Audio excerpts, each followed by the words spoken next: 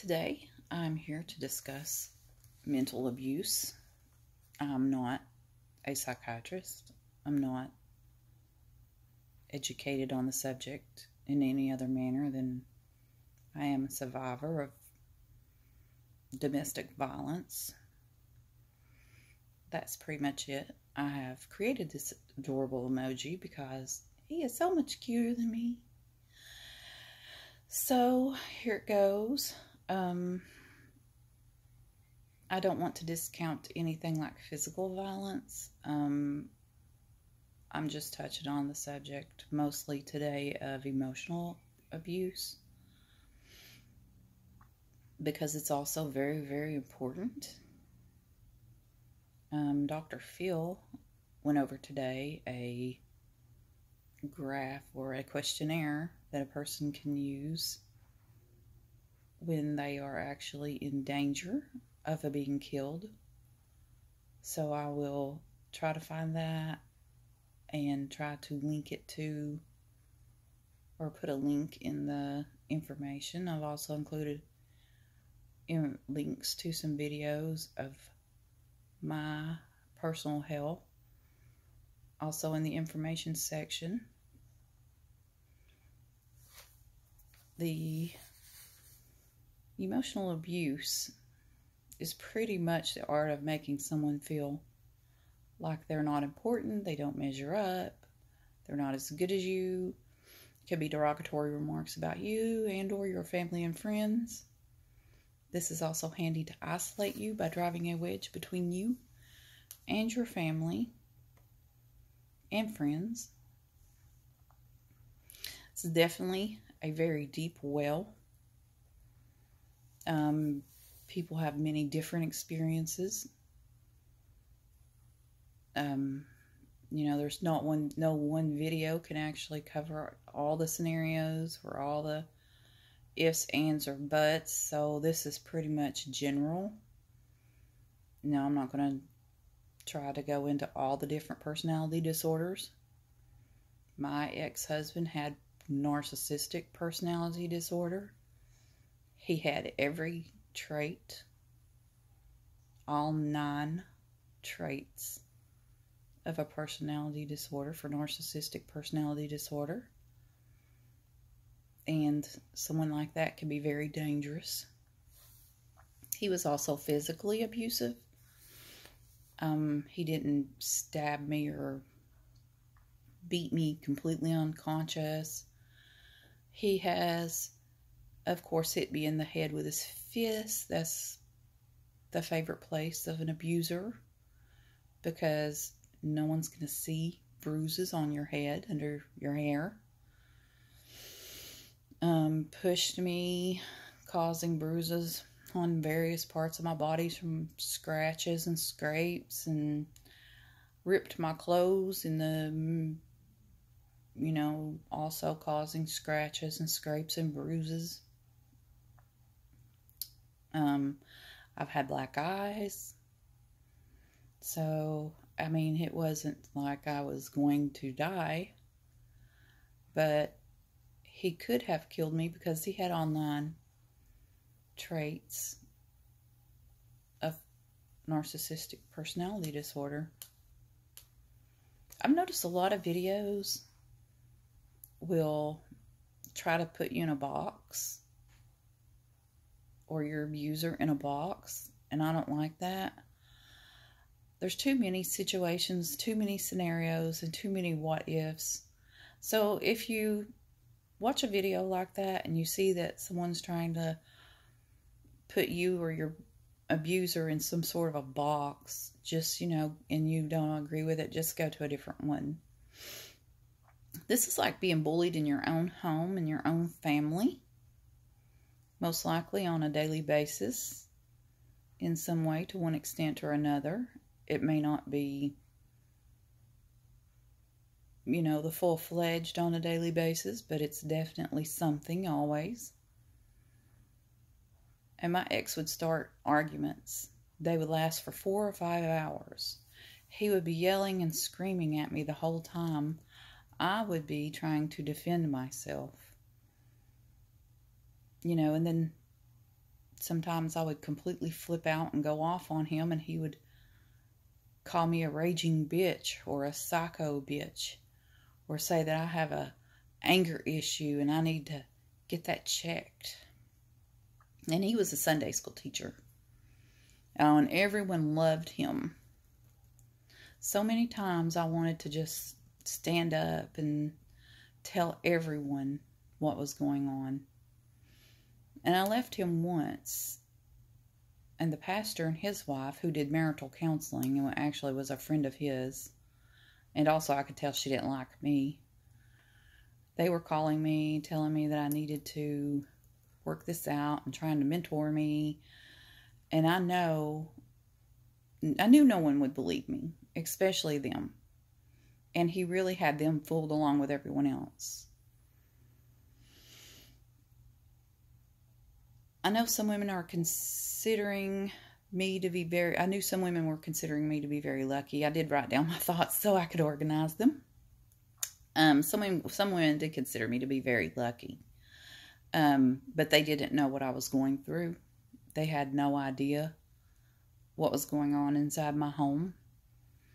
And when this pastor's wife called and was telling me how I needed to work things out with my husband and giving me all this great advice, and, you know, she just thought he was the best thing since sliced bread, I cussed her out.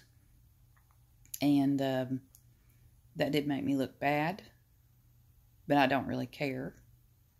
I don't intend to be friends with them or, you know, try to have any sort of a relationship with them. I really don't think, even if they saw the videos that I made, that it would actually change their mind. So, you know, I mean, he has all kinds of excuses, of course. You know, I did this, I did that, I'm an awful person.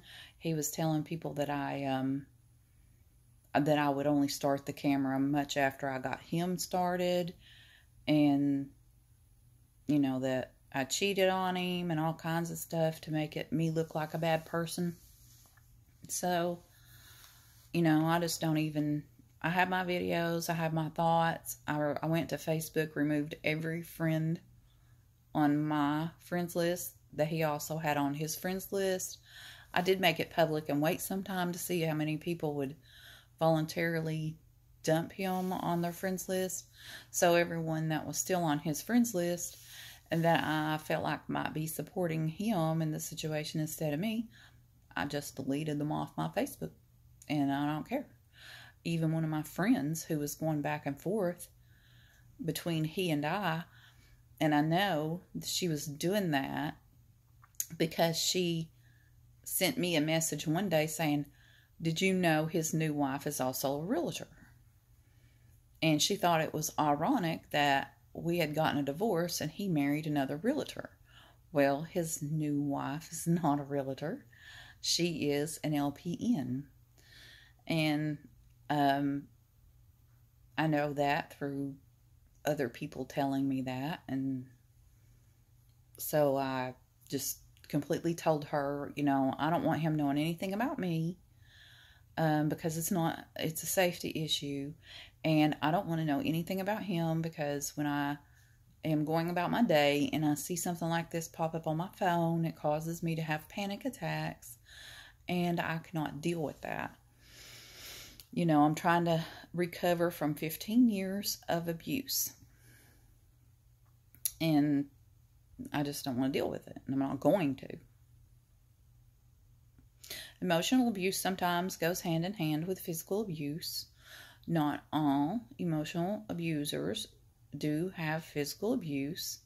I did have physical abuse. It was limited. It wasn't, you know, I did have to go to the ER 3 times in probably 3 weeks. So I was actually worried that I would end up on my record having something like I was you know, some sort of a drug addict or something.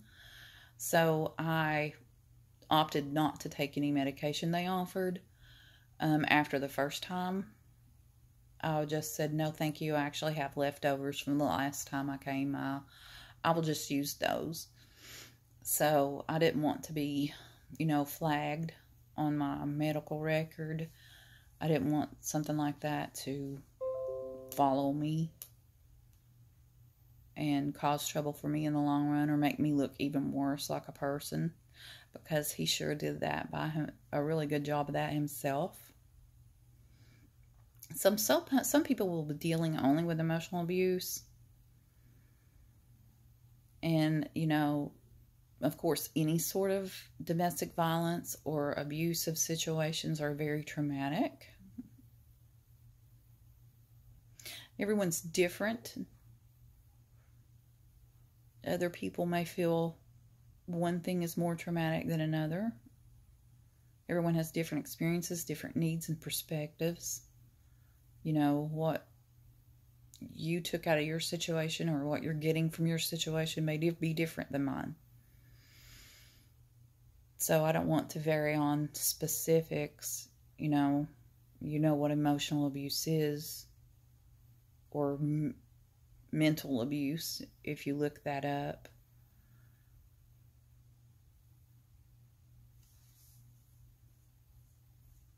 Sorry, my neck's itching.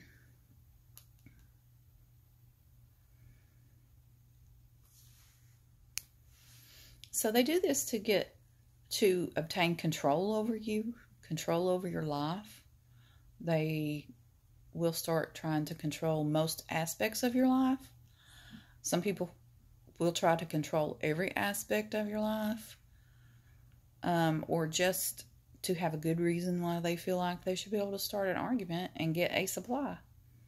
Because that's another thing they're after, is a supply. And they want you to feel inadequate so you don't fight back, so you don't leave, so you feel like you don't matter anymore, or you don't have any, no one loves you, no one cares about you. So they want to make you feel inadequate. And they also feed somehow off this negativity. Normal people try to avoid conflicts, but psychopaths, such as narcissistic personality disorder, feed off of it. It's called a supply. To them, you're a new supply. You're fresh drama. You offer, you're not on to them. You don't know, better than to deal with this and take this. In my videos, you'll notice that I'm very quiet and I don't argue back. I simply let it roll off my back because I'm fully aware of what he's doing. And people make comments about me fighting back, and I should say this to him and I should say that to him, but it's useless, and it will just add more conflict and give him more ammo to use against me in the end. So that's just not something that I chose to do in the end. I mean, I did do it for years. But once I finally figured out what was going on, and that I was in an, abusive situation, because for years I went and had no idea that I lived in an abusive situation. And in fact, while I was in this abusive situation, my sister was in one too. And I told her, sent her links, because I knew what I was dealing with, but I did not have anywhere to go. I didn't have anywhere to go. I had suffered financial abuse to where my name was not on the account. If I took money out of it, he could have me prosecuted. I had, no job, because my jobs always caused conflict, enough to where it was just so much easier just to quit, because they really weren't going anywhere. During one, I worked in an apartment management, and I did ask the manager to let me rent an apartment, one of the cheaper, smaller apartments. Well, I lived in Memphis, so I could always use the trolley or the bus line or something to get around. I didn't need a car. The little apartment would have been cheap. It would have been perfect, with my job. I could have really lived meager, but I would have had what I needed, I think. But after I told her my situation, and she was also a narcissistic personality disorder person herself. She wouldn't let me have the apartment. So that didn't work out too good. In 2015, on my birthday, had decided that I was going to commit suicide. That was the only way I was going to get out of this situation. I could not make enough money to keep myself up and pay my bills. Every avenue that I went down just seemed to run into a dead end. I couldn't just move out and move in with someone else and live in their house for the next 20 years. So I decided I would just commit suicide. And I was going to do it on my birthday because I wanted to make sure the day I chose wasn't something special date for someone else. Because when my father killed himself, he did it on my oldest sister's 15th birthday. So I asked for a gun for Christmas, and needless to say, I didn't get it. But I did get a job working nights where I could pay to go to real estate school, working days. Of course, every time I did try to study, I had to read a chapter a day, and at the next day I would have a quiz on that, and then we'd go straight into another chapter. So I was trying to remember 2 chapters, at one time, and he would start an argument with me every night that I studied. So when I got off from work, which was like 6 a.m., and class didn't start until 9, I would go sit and try to read it and study that way, and it seemed to work out pretty good. And he was at work himself during that time, so he didn't miss me, and he knew I had to go to class. He's the type that if Google says it takes 15 minutes to get from here to there and it take you 18, he wants to know why. So that was a life changer for me. Also, a website that I found. I will have it in the comment section. It was considering suicide. Read this first. And I can't even remember what it said now.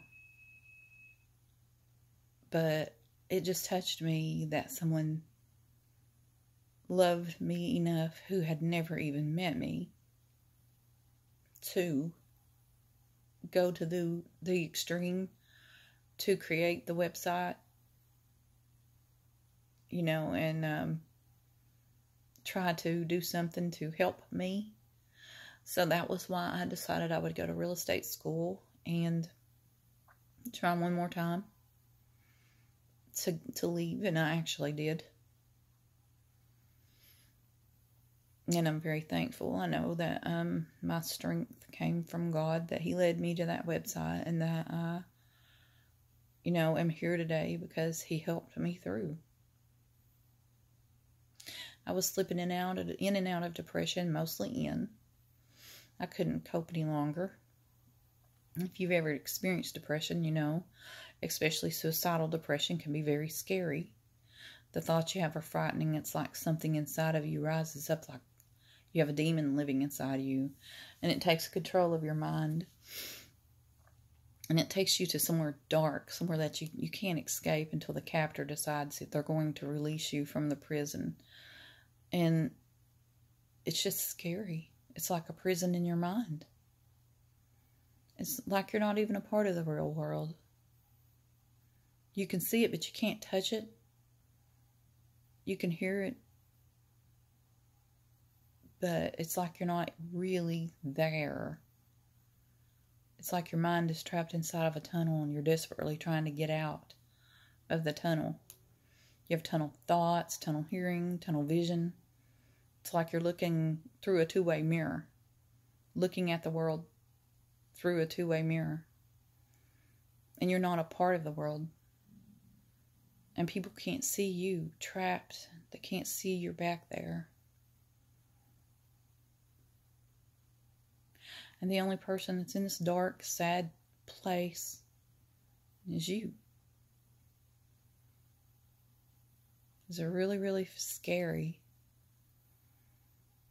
That's what 15 years can do to you.